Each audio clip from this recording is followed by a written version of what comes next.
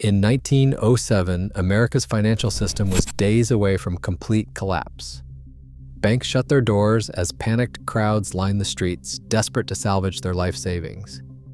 With no central bank, no government rescue, hope rested on just one unelected man, J.P. Morgan. How did the fate of an entire nation fall into the hands of a single banker, and what happened behind those locked library doors? Lines stretched for blocks in front of New York's biggest banks.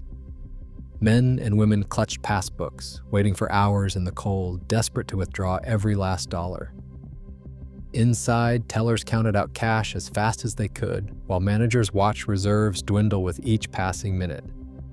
The word spread quickly. Another trust company had closed its doors. In 1907, there was no central bank to guarantee deposits, no government safety net to calm the fear. A bank panic meant that if your money was not in your hand, it might be gone forever. The collapse of Knickerbocker Trust sent shockwaves through the city, and soon the panic leapt from one institution to the next. With no one to step in, every rumor became a trigger for another run. The entire system stood on the edge, held up only by hope and the dwindling confidence of the crowd. John Pierpont Morgan was neither president nor politician, but his influence reached farther than any official in Washington. He commanded an empire of railroads, steel mills, and banks, with his name on some of the largest deals in American history. Morgan's reach extended through a network of boardrooms and private agreements, connecting the nation's most powerful financiers. When panic swept through the city, it was Morgan's library on Madison Avenue that became the unofficial command center. Behind those heavy doors, marble busts and leather-bound volumes lined the walls, a setting that spoke to both wealth and authority. In a country with no central bank, Morgan's word could move millions. Rival bankers, desperate for a solution, gathered at his call.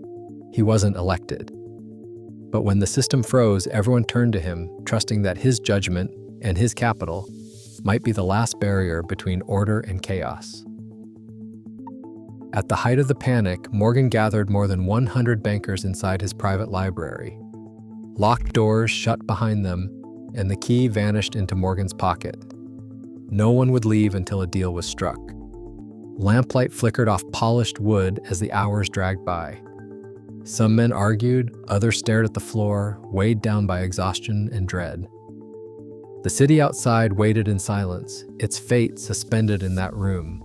As the clock crept past midnight, tempers frayed, but Morgan stood firm, insisting that every trust company president sign a pledge to pool their money, no exceptions, no delays.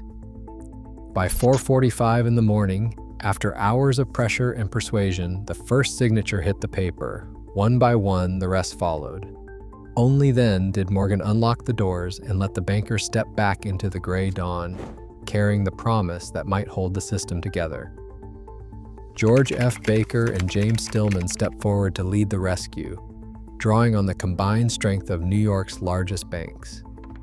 Together, they pledged $25 million in a pool, an immense sum for the time, designed to keep trust companies afloat and reassure the market that money would not run out.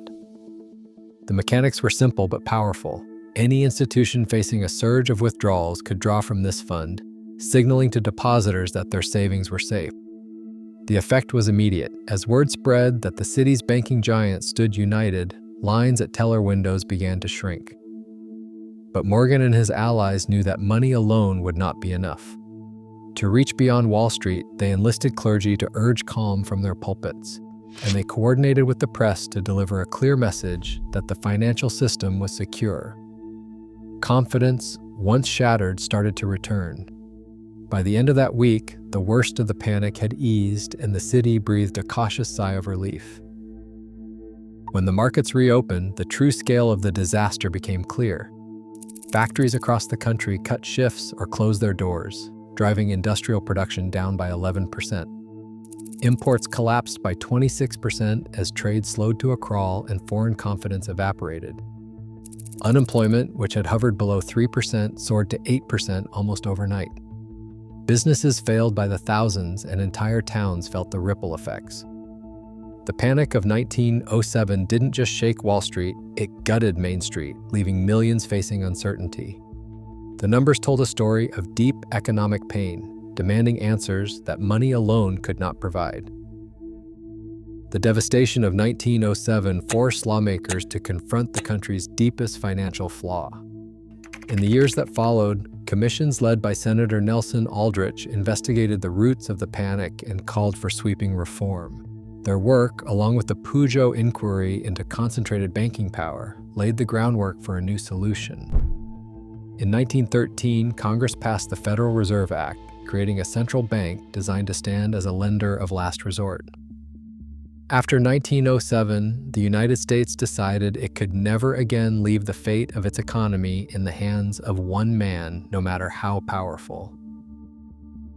Today, trillions flow through a system designed to prevent one man from holding the keys. But every safeguard is a reminder. Stability is not guaranteed. It is something we choose to build every day.